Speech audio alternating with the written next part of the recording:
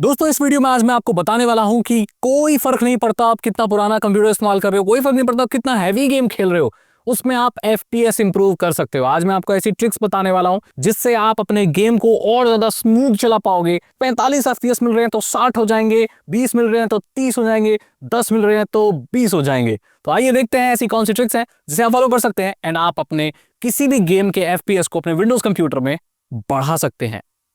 आइए देखते हैं कौन सी ट्रिक है। सबसे पहले आपको सेटिंग में जाना है, गेमिंग सेटिंग पर जाना है और गेमिंग मोड को ऑन कर देना है। विंडोज 11 में ये कमाल ही चीज मिली है, शायद विंडोज 10 में भी होगी, देख लेना। तो विंडोज 11 अगर चला रहे हो तो ये गेमिंग मोड ऑन कर दो, जिसमें बैकग्राउंड की एक्टिविटी लिमिटेड हो जाती है और आपको कंप्यूटर है वो ज्यादा एफपीएस खींच के देता है। बस एक बटन दबाना है आपको।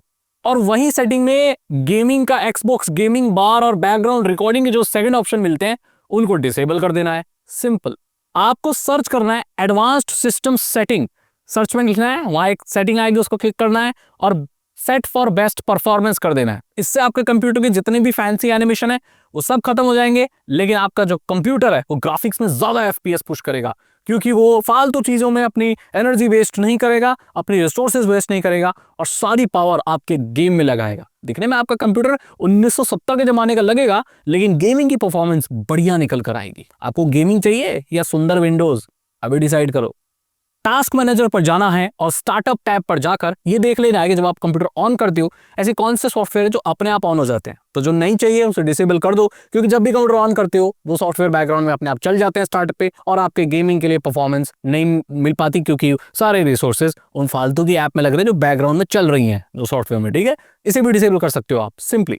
कंट्रोल पैनल पर जाओ, पावर सेटिंग पर जाओ और सेट कर दो उसको मैक्सिमम परफॉर्मेंस के लिए।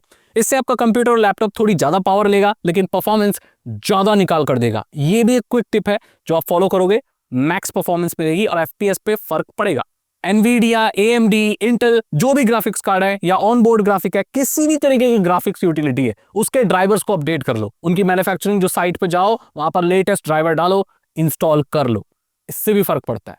डायरेक्ट एक्स का नया वर्जन इंस्टॉल कर लो। आपके जो डायरेक्ट एक्स होता है ना, वो बहुत इंपॉर्टेंट होता है बहुत सारे गेम्स के लिए। ये भी वजह है कि आपने डायरेक्ट एक्स का पुराना वर्जन डाल रखा है। नया डायरेक्ट एक्स माइक्रोसॉफ्ट से डाउनलोड कर लो। आप सेटिंग में जाके या रन पे जाके डीएक्स डैग भी लिख सकते हो, वो अलग बात है, लेकिन डायरेक्ट एक्स आप डाउनलोड करो, इंस्टॉल करो लेटेस्ट वाला। ठीक है, उसके बाद अपनी विंडोज को अपडेट कर लो। अरे सब सारे फीचर सब अपडेटेड रख लो अगर कर पाओ तो। अब गेम को फास्ट चलाना है तो गेम में भी कुछ सेटिंग करनी पड़ेगी। गेम के सेटिंग में जाओ और देखो ग्राफिक्स सेटिंग में या डिस्प्ले सेटिंग में क्या ऑप्शन मिलते हैं कि आप रेजोल्यूशन को कम कर सको। क्योंकि भैया ऐसा होता है कि एक कंप्यूटर की ना लिमिट होती है कि आप उसको कहाँ तक पुश कर सकते। हाँ, ज्यादा 10 साल पुराना कंप्यूटर आपका लेटेस्ट जीटीए 75 चलाए तो इट इज नॉट पॉसिबल। तो गेमिंग की सेटिंग पर जाकर अपने रेजोल्यूशन को कम कर लो। आप 720p कर सकते हो, यानी कि 1280x720, जो कि 720p माना जाता है, जिसे एचडी बोलते हैं। आप अगर 4K में लगा हुआ है तो आप उसे 1080p में कर सकते हो, 1920x1080, that is 1080p। And आप एफपीएस को भी अपने हिसाब से चेंज कर सकते हो। अगर हाई एफपीएस लगा हुआ है तो थोड़े एफपीएस कम कर सकते हो। और जो फिल्टरिंग है, जो रेंडरिंग है, डिस्टेंस रेंडरिंग है और एक्स्ट्रा इफेक्ट्स हैं, ग्रास क्वालिटी है, ये सारी चीज़ें उन्हें मीडियम या लो रख सकते हैं। ऐसा करने पे आपकी गेमिंग बहुत ज़्यादा स्मूथ हो जाएगी। हाँ, हाई क्वालिटी नहीं दिखेगा और उसको कई बार ज़रूरत भी नहीं होती है इतनी हाई क्वालिटी की। अगर आप सारी चीज़ें रेंडरिंग कर रहे हो तो फिर एक हाई एंड पीसी लो भाई। थोड़ी सी रेंडरिंग कम कर लो, थोड़ी सी सेटिंग कम कर लो और आपका जो गेम है वो स्मूथ चलने लगेगा। बशर्ते आपको ये सारी सेटिंग भी अप्लाई करनी है जो मैं अभी बता रहा हूँ, और ये भी एक गेम में भी ऑप्टिमाइज करना बहुत ज़रूरी होता है। एनवीडिया का अगर आप RTX ग्राफिक्स कार्ड इस्तेमाल करते हो तो मुझे नहीं लगता वो लैग कर रहा होगा, बट अगर वो कर रहा है तो DLSS करके एक आता है, AI बेस्ड अपस्केलिंग होती है, उस सेटिंग को भी आप एनेबल कर सकते हो अपने एनवीडिया कार्ड में, ताकि आपको ज़्यादा परफॉर्मेंस मिले RTX बेसिस पर। और AMD यूजर्स हो तो FSR वाले को आप एनेबल कर सकते हो, जिससे आपको ज़्यादा अच्छी परफॉर्मेंस मिलेगी अपने ग्राफिक कार्ड के सेटिंग में।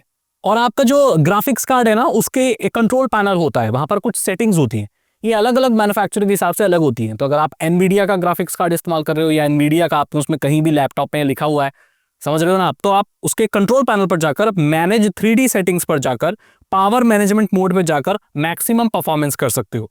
टेक्सचर फिल्टरिंग की क्वालिटी को हाई परफॉर्मेंस पे कर सकते हो, जिससे टेक्सचर की क्वालिटी थोड़ी कम होगी लेकिन परफॉर्मेंस हाई हो जाएगी, यानी कि आपके एफपीएस ऑटोमेटिकली इंप्रूव हो जाएंगे। आप थ्रेडेड ऑप्टिमाइजेशन को भी इनेबल कर सकते हैं, ठीक है, ये आप कर सकते हैं एनवीडिया में। अगर आप AMD यूजर्स हैं, AMD का आप इस्तेमाल करते हैं, आपको लैपटॉप में AMD का ग्राफिक्स है या AMD का आपने लगा रखा, तो आप रेडियन सॉफ्टवेयर पे जाकर ग्राफिक सेटिंग पर जाकर रेडियन बूस्ट एक अलग से ऑप्शन मिलता है जो कि आपकी परफॉर्मेंस बढ़ा देता है, उसको कर सकते हैं सिलेक्ट, और टेक्सचर फिल्टरिंग को परफॉर्मेंस पे लगा सकते हैं सेम एज एनवीडिया, यहाँ पर भी ऑप्शन है।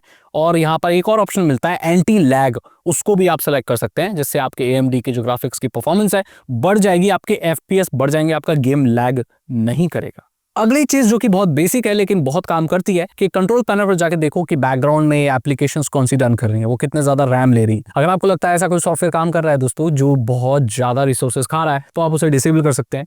ज्यादातर केसेस में ये गूगल क्रोम होता है या कोई भी ब्राउजर होता है। जब आप ब्राउजिंग नहीं भी कर रहे होते हो तो आप कई बार वेबसाइट्स का नोटिफिकेशन ऑन करते हो या बैकग्राउंड में वेबसाइट रिफ्रेश ऑन कर लेते हो, जो कि एक मॉडर्न फीचर होता है किसी भी ब्राउजर में, लेकिन वो बैकग्राउंड में रिसोर्सेज लेता रहता है। Just like you are surfing internet and playing games at the same time, तो वो बहुत रिसोर्सेज लेता है, तो ऐसे में आपको वो डिसेबल कर देना है। अगर आपके पास गेमिंग कंप्यूटर है स्पेशली गेमिंग के लिए, तो मैं यही कहूंगा कि कोई भी ब्राउजर ना डालो उसमें गेमिंग करते वक्त, या उसे डिसेबल कर दो, स्टॉप कर दो। तो इस तरीके से आप बहुत रिसोर्सेज बचा सकते हो और अपनी गेमिंग की परफॉर्मेंस को बढ़ा सकते हो। ये तब करना होता है जब कोई गेमिंग कंप्यूटर थोड़ा पुराना हो, जिसको एक MB से रैम के फर्क पड़ता है।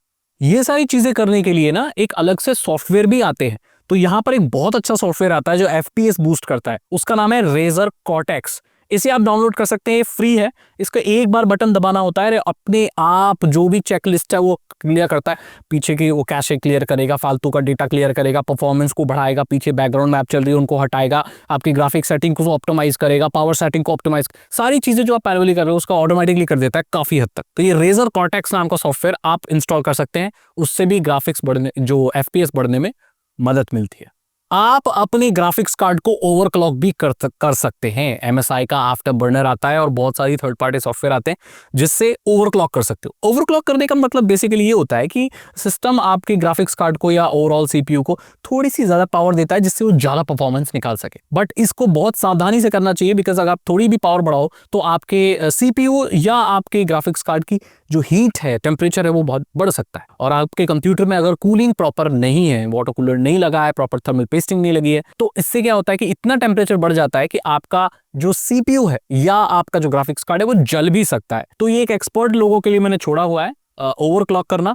बट फिर भी अगर आप खेलना चाहते हो तो छोटी माइनर वैल्यूज के साथ खेल सकते हैं, प्रॉपर ट्यूटोरियल देखकर, प्रॉपर गाइडलाइंस को पढ़कर आप उसमें भी बहुत परफॉर्मेंस बूस्ट कर सकते हैं। लेकिन मैं ये उन्हीं CPU में रिकमेंड करता हूँ, उन्हीं ग्राफिक्स कार्ड में रिकमेंड करता हूँ जिसमें ओवरक्लॉकिंग पॉसिबल है, जो कि K वर्जन होते हैं, जो अनलॉक्ड होते हैं, उनमें कर सकते हैं। बाकी नॉर्मल वाले में मैं रिकमेंड नहीं करता, लेकिन फिर भी करना चाहते हो अपनी रिस्क पर करना। अब बाद में कुछ हो जाए मुझे मत बोलना। अगली चीज कि आपको ये चेक करना है कि आपके कंप्यूटर में SSD लग रही है या हार्ड डिस्क, दोनों ही लग रही है, तो मेक श्योर जो गेम आपने इंस्टॉल किया है वो SSD में करो। और मैं तो ये कहता हूँ भाई जमाना ये आ चुका है, हार्ड डिस्क इस्तेमाल करने का पॉइंट नहीं है, ठीक है, क्योंकि रेट लगभग सिमिलर ही हो गए हैं अब, तो आपको SSD यूज करनी है। और अगर दोनों हैं आपके कंप्यूटर में तो गेम को SSD में इंस्टॉल करना है और उसे रेगुलर बेसिस पे ऑप्टिमाइज और ट्रिम जो करते हैं वो करते रहना है, उससे परफॉर्मेंस बूस्ट मिलती है। अब ये सब करने के बाद ना आपको 3 चीजें हैं जो मॉनिटर करते रहना है, जो कि सेफ्टी के लिए होती है। पहले तो FPS आप देखोगे कि आपका FPS क्या चल रहा है, ठीक है, वो आप देख लेना। कैसे देखना है आपको, गेम में भी सेटिंग होती है शो FPS, तो आपको फ्रेम पर सेकंड बताता रहेगा। CPU और GPU का यूसेज कितना है वो टास्क मैनेजर से आप चेक कर सकते हैं।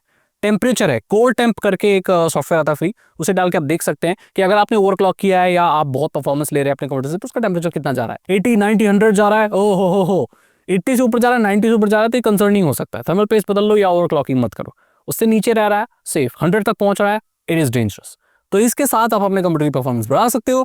और कोई भी आपको तरीका पता है तो आप मुझे बता सकते हैं, कमेंट सेक्शन में लिखिए और लोग उन्हें भी फॉलो करेंगे। अगर आपको वीडियो अच्छी लगी तो लाइक करें, दोस्तों के साथ शेयर करें। अब मैं एक और वीडियो बनाऊंगा जिसमें मोबाइल में FPS कैसे बढ़ाते हैं उसके बारे में बात करेंगे। ये तो कंप्यूटर की बात थी, लैपटॉप की बात थी। अगर आपको वीडियो अच्छी लगी तो लाइक करें, दोस्तों के साथ शेयर करें। हम आपसे अगली वीडियो में। Thank you so much and good bye.